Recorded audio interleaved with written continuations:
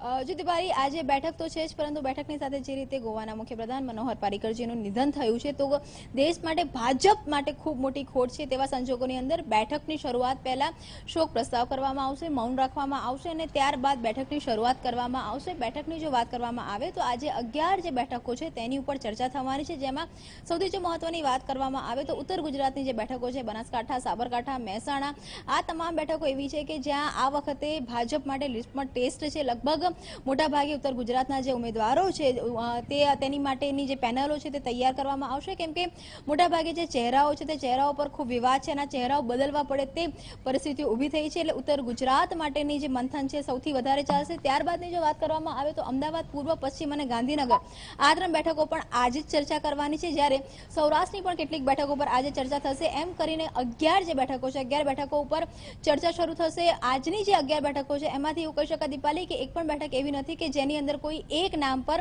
મહોર વાગી હોય. તમામ નામ પર પેનલ બનાવવી જ પડશે અને આ તમામ પેનલોને રાષ્ટ્રીય પાર્લામેન્ટરી બોર્ડ સમક્ષ મૂકવામાં આવશે. સવારે 10 વાગ્યાથી આજ કહી શકાય બેઠકનો દોર શરૂ થશે કે જે સાંજે 7 વાગ્યા સુધી ચાલશે અને આજે તમામ પેનલ છે તે બનાવવામાં આવશે અને ત્યારબાદ તે રાષ્ટ્રીય પાર્લામેન્ટરી બોર્ડ સમક્ષ મૂકવામાં આવશે. જી કિંજલ, આભાર માહિતી આપવા બદલ. તો આપણે જણાવી દઈએ કે પાર્લામેન્ટરી બોર્ડની બેઠકનો આજે બીજો દિવસ છે, જેમાં ઉત્તર ગુજરાત, સૌરાષ્ટ્ર અને અમદાવાદ, પૂર્વ, પશ્ચિમની બેઠકોને લઈને ચર્ચા વિચારણા કરવામાં આવશે અને તમામ બેઠક પર ઉમેદવારોનું એક પેનલ લિસ્ટ તૈયાર કરવામાં આવશે અને જેને કેન્દ્રીય પાર્લામેન્ટરી બોર્ડ સમક્ષ રજૂ કરાશે અને ત્યાંથી એક ફાઇનલ લિસ્ટ જાહેર કરવામાં આવશે.